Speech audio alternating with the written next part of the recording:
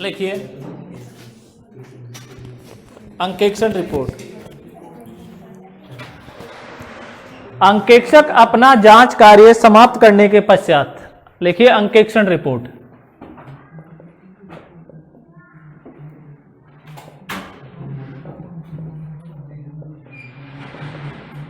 अंकेक्षक अपना जांच कार्य, अंकेक्षक अपना जांच कार्य समाप्त करने के पश्चात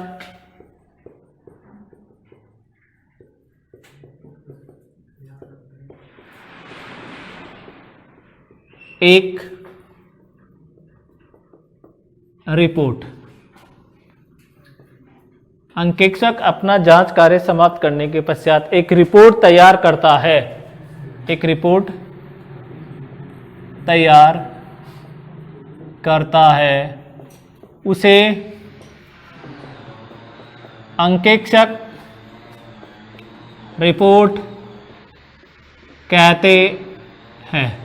क्या होगी अंकेक्षक? ऑडिट रिपोर्ट किसे कहेंगे? कि अंकेक्षक ने खातों में बहियों की क्या कर ली? जांच कर ली, और जांच करने के पश्चात वो एक रिपोर्ट तैयार करेगा, उसे ही हम क्या कहेंगे? ऑडिट रिपोर्ट कहेंगे, अंकेक्षक रिपोर्ट कहेंगे।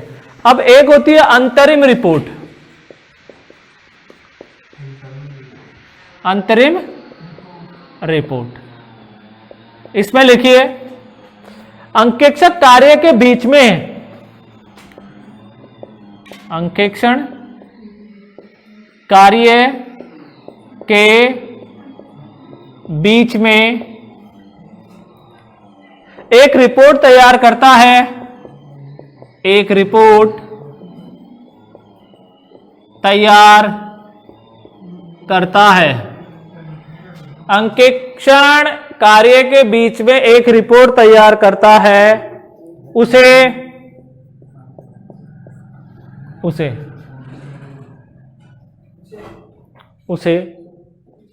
अंतरिम रिपोर्ट कहते हैं।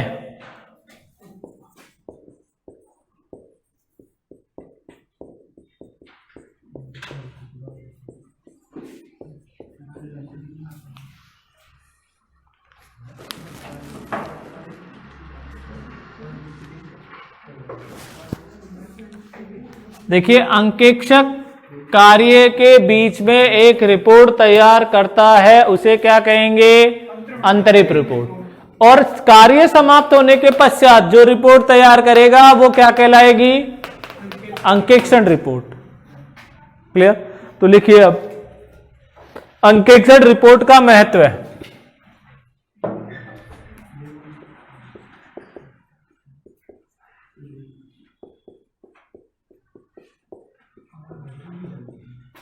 अंकेक्षण रिपोर्ट का महत्व,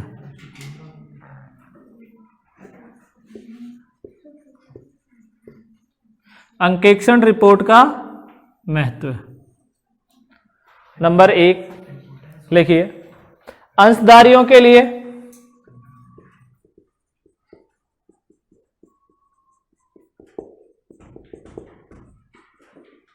अंशधारियों के लिए, संचालकों के लिए,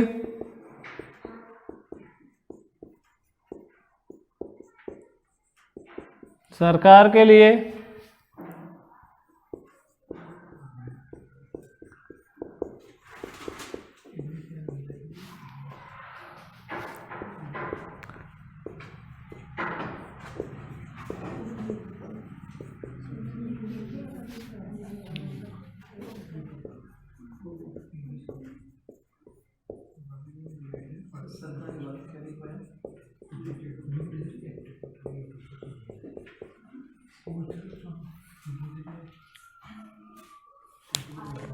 अंशधारियों के लिए, संचालकों के लिए, लेनदारों के लिए, सरकार के लिए, आयकर अधिकारियों के लिए।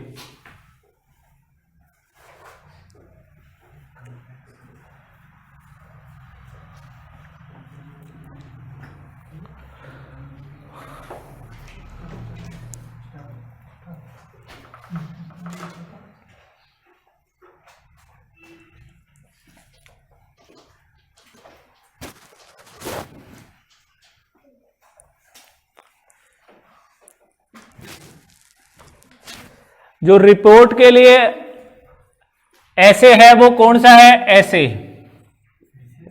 स्टैंडर्ड ऑफ ऑडिटिंग है वो 700 नंबर का है रिपोर्ट के लिए। जैसे अकाउंटिंग में होते हैं अकाउंटिंग स्टैंडर्ड, इस ऐसे ही ऑडिट में होते हैं स्टैंडर्ड ऑफ ऑडिटिंग। क्लियर? तो वो कौन से में है? 700 के अंतर्गत कि वित्तीय विवरणों पर अंकेक्षक की रिपोर्ट दी जाएगी। क्लियर? अब देखिए सबसे पहले अंशधारियों के लिए महत्व है कि अंशधारियों के लिए किस प्रकार से, क्योंकि एक कंपनी होती है और कंपनी में अंशधारी है वो क्या लगाते हैं? पैसा लगाते हैं। क्लियर? वो दूर दराज से हैं। क्लियर? तो अंकेक्षक रिपोर्ट से उनको उनकी कंपनी की स्थिति की बारे में जानकारी प्राप्त हो जाती है कि उनकी कंपनी की आर्थिक स्थिति, वित्तीय स्थिति कैसी है। क्लियर हो गई बात? उन्होंने जो पैसा लगाया वो सुरक्षित है या नहीं है। क्लियर हो गई बात? दूसरी बात आती है संचालकों के लिए महत्व है। देखिए संचालक कंपनी में अंशधारी कंपनी के क्या होते हैं? स्वामी। लेकिन जो संचालक होते हैं वो कंपनी के क्या होते हैं? प्रतिनिधि। वो अंशधारियों द्वारा नियुक्त किए जाते हैं। क्लियर? तो संचालक कंपनी को क्या कर रहे हैं? संचालित कर रहे हैं। तो संचालकों को भी अंकेक्षण रिपोर्ट से फायदा है। क्या फायदा है? उनको कंपनी के कर्मचारी और अधिकारियों के बारे में मालूम पड़ जाता है कि कर्मचारी और अधिकारी अच्छे से कार्य कर रहे हैं या नहीं कर रहे। क्लियर? तो संचालकों के लिए भी अंकेक्षक रिपोर्ट क्या है? महत्वपूर्ण है। उसके बाद क्या है? लेनदारों के लिए देखिए लेनदार क्रेडिटर्स हैं। आपने किसी से क्या किया है? उधार खरीदा है। उधार खरीदा है तो फिर आप देखिए क्या है? लेनदार। क्लियर? आपको पैसा चुकाना है तो जो आपको उधार दे रहे हैं माल, क्लियर, उनको आपकी कंपनी की अंकेक्षक रिपोर्ट से मालूम पड़ जाता है कि मेरा पैसा मुझे मिलेगा या नहीं मिलेगा। अर्थात वो रिपोर्ट करके क्या बताता है कि कंपनी की आर्थिक स्थिति कैसी है। तो उससे अंकेक्षक भी क्या होते हैं? लेनदार भी क्या हो जाते हैं? सुरक्षित हो जाते हैं। तो लेनदारों के लिए भी क्या है? अंकेक्षक रिपोर्ट का महत्व है।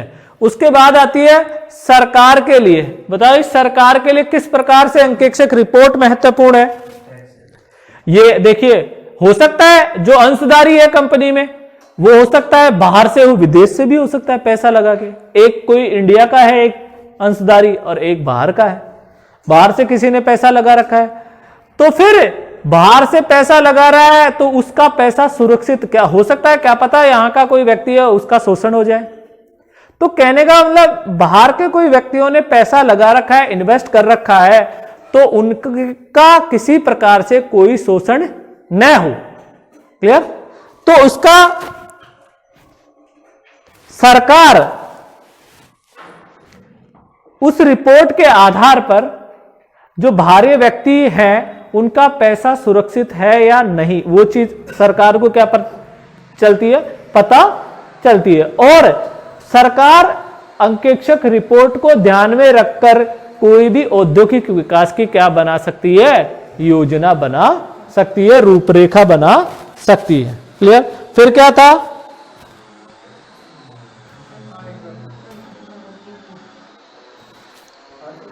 दूसरा, अब आयकर अधिकारियों के लिए किस प्रकार से महत्वपूर्ण है? अर्थात जो कर निर्धारण वर्ष है, क्लियर है, कर निर्धारण वर्ष में आयकर अधिकारी को क्या रहेगी? सुगमता रहेगी। क्योंकि उसको क्या करना है कि जो भी इसका टैक्स कैलकुलेट किया गया है, ठीक है, वो सही सही कैलकुलेट किया गया है या नहीं किया। अब लिखिए अंकेक्षण रिपोर्ट के प्रकार।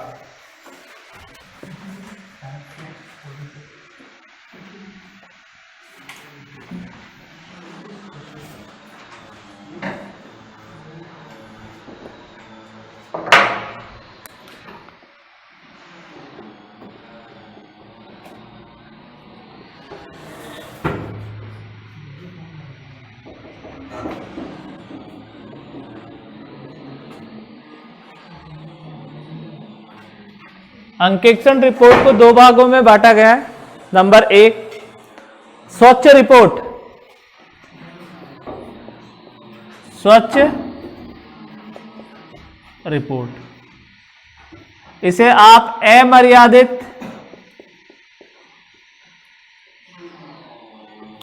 रिपोर्ट के नाम से भी जानते हैं, और एक होती है आपकी मर्यादित रिपोर्ट।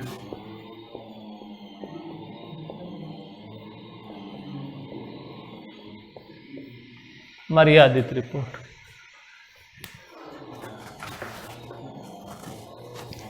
स्वच्छ रिपोर्ट, अमर्यादित रिपोर्ट और मर्यादित रिपोर्ट।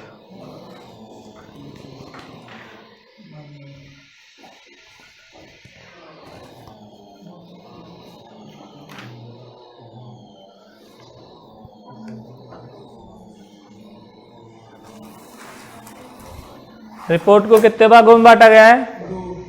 दो भागों में। लिखिए, स्वच्छ रिपोर्ट में लिखिए,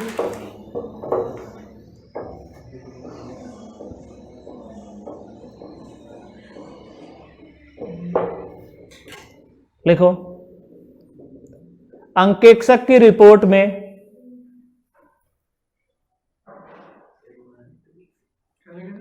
अंकेक्षक की रिपोर्ट में जिन 5 बातों का समावेश होना चाहिए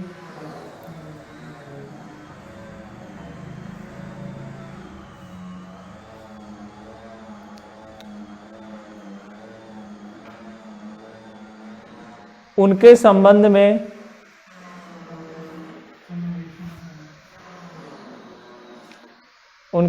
में अंकेक्षक यदि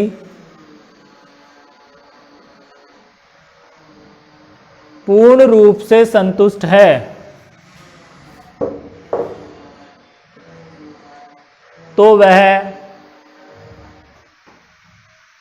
अंतिम खातों पर अपनी स्वच्छ रिपोर्ट देगा।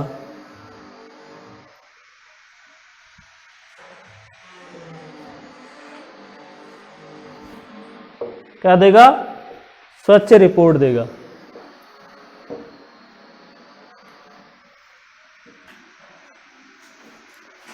स्वच्छ रिपोर्ट ऐसे खातों के संबंध में ही दी जा सकती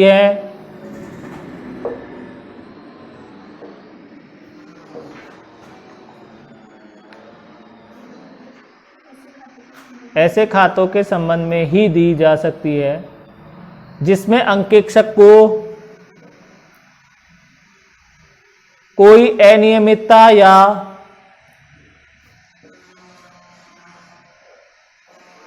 अशुद्धि न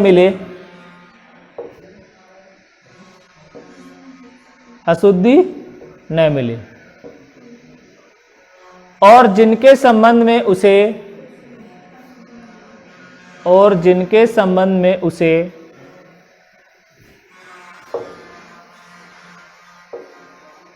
कोई शिकायत न हो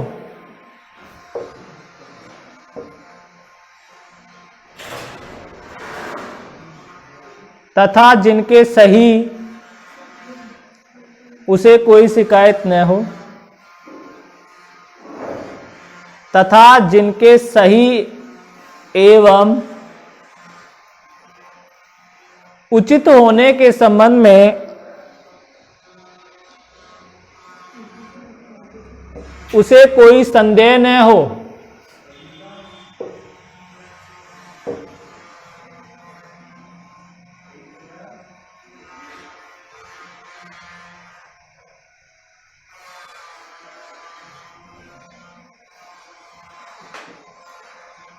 फिर लिखिए, अंकेक्षक ने निम्न कार्य कर लिए हैं। हेडिंग, अंकेक्षक ने निम्न कार्य कर लिए हैं।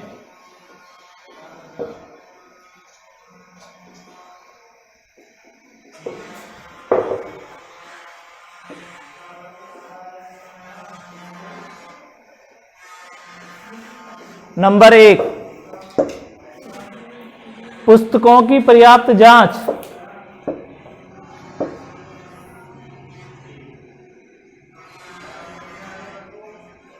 पुस्तकों की पर्याप्त जांच। नंबर 2, अंकेक्षण के सर्वमान्य सिद्धांतों का पालन। अंकेक्षण के सर्वमान्य सिद्धांतों का पालन।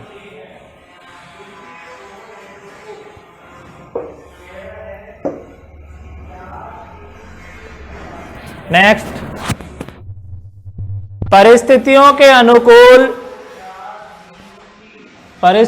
अनुकूल आवश्यक प्रक्रियाओं को अपनाना।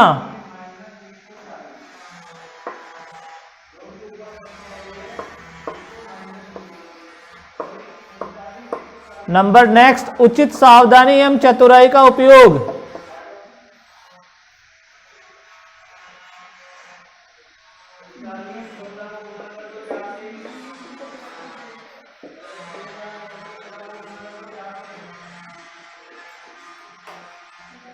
अब हेडिंग डाल लीजिए मर्यादित रिपोर्ट।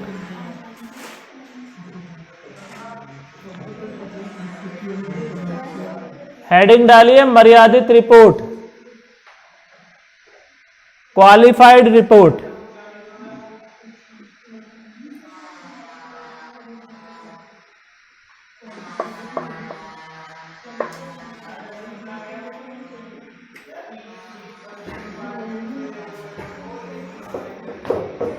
लिखिए इसमें, अंकेक्षक की रिपोर्ट में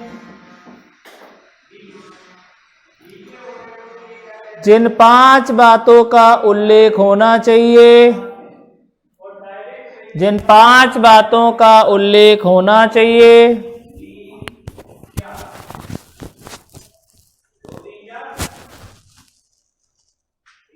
उनके संबंध में अंकेक्षक यदि संतुष्ट नहीं है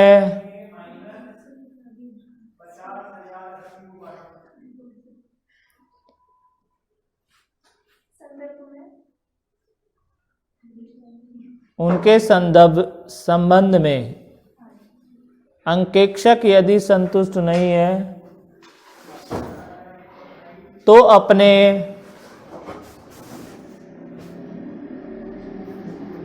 असंतोष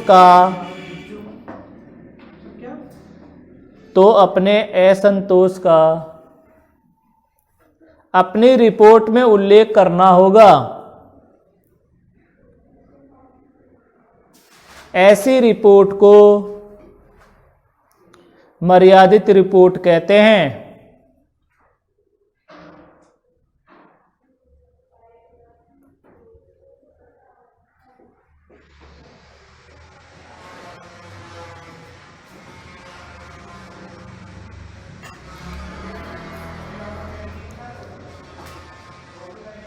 अंकेक्षक को जिन कारणों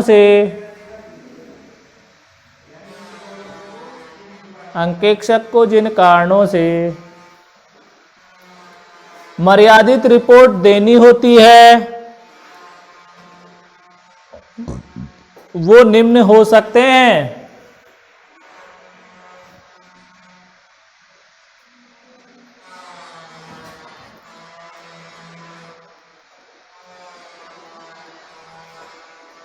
नंबर 1, अंकेक्षक लेखों की जांच में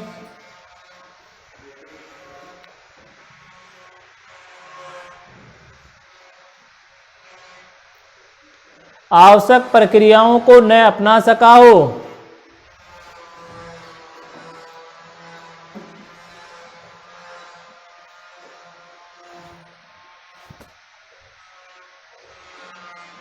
क्योंकि उसे आवश्यक गवाह न मिल सके हों।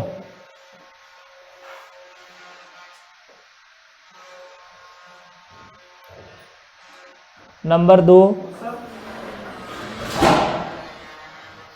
क्योंकि उसे आवश्यक गवाह न मिल सके हों। नंबर 2, अंकेक्षक को राय प्रकट करने के लिए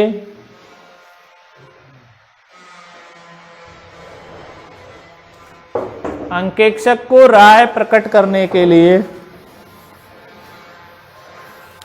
पर्याप्त सूचना न मिली हो,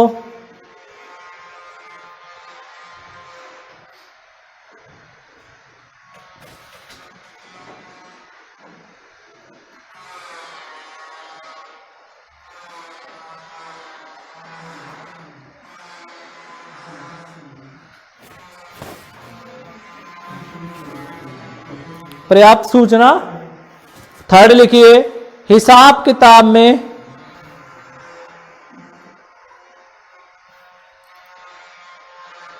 लेखाक्रम के सिद्धांतों का उल्लंघन किया गया हो।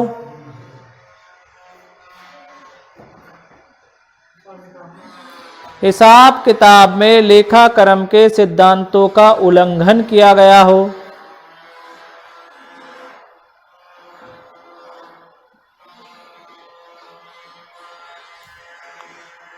नंबर 4,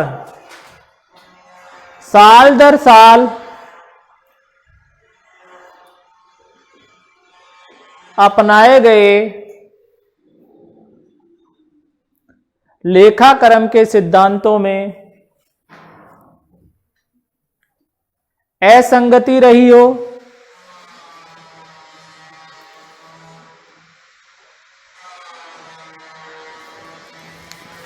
पांच, अन्य कोई कारण जिनसे अंकेक्षक संतुष्ट हो, असंतुष्ट हो। अन्य कोई कारण जिनसे अंकेक्षक असंतुष्ट हो।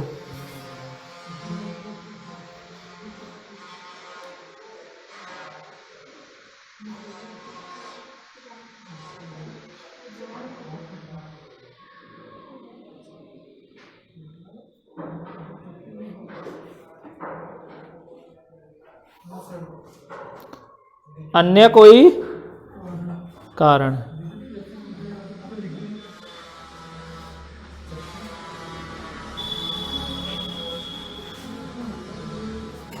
जिससे अंकेक्षक असंतुष्ट हो। आगे लिखिए, अंकेक्षण प्रमाण पत्र।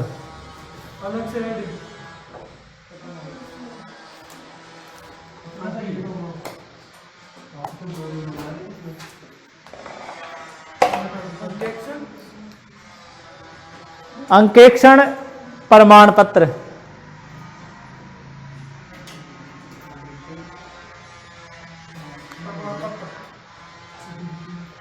लिखिए,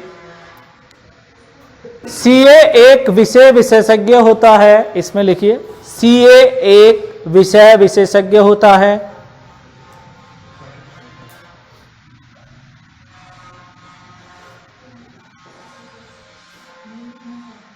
सीए एक विषय विशेषज्ञ होता है।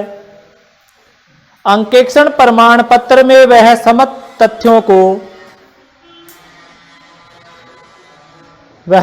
तथ्यों को प्रमाणित कर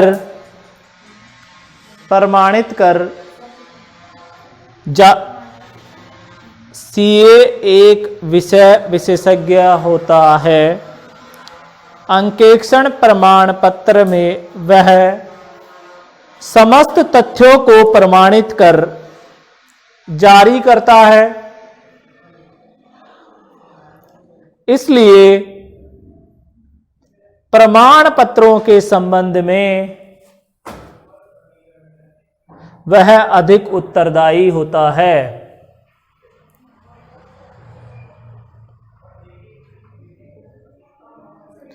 अंकेक्षक द्वारा निम्न, आगे हेडिंग डालिए, इसलिए प्रमाण पत्रों के संबंध में वह अधिक उत्तरदायी होता है।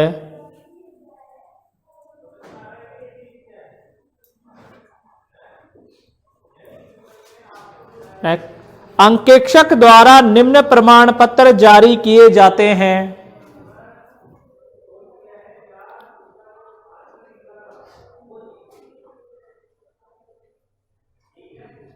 नंबर फर्स्ट, पर विवरण के लिए प्रमाण पत्र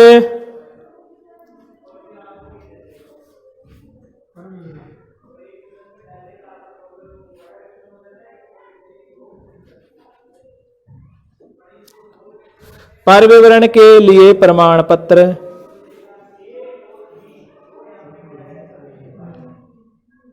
नंबर 2, वैधानिक रिपोर्ट के लिए प्रमाण पत्र।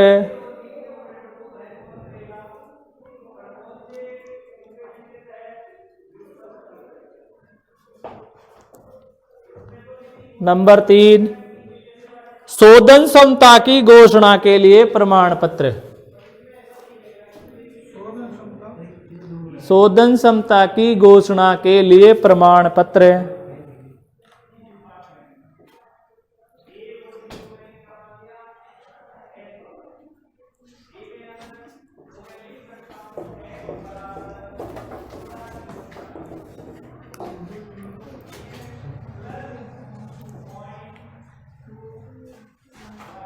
देखिए यहां पर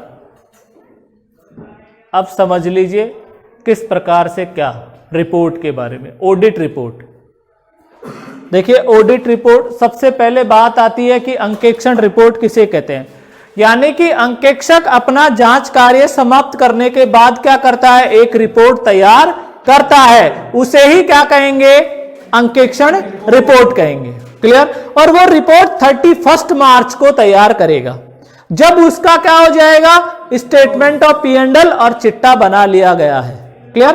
तो वो लाभानी विवरण और चिट्टे के संबंध में क्या करेगा, अपनी राय प्रकट करेगा उस रिपोर्ट में। क्लियर हो गई बात। ठीक। दूसरा बात आती है कि एक होती है अंतरिम रिपोर्ट, अर्थात अंकेक्षक कार्य करने के दौरान ही, वो कार्य कर रहा है और उसके दौरान ही क्या कर देता है, रिपोर्ट तैयार कर देता है, तो उसे क्या कहते हैं, अंतरिम रिपोर्ट कहते हैं।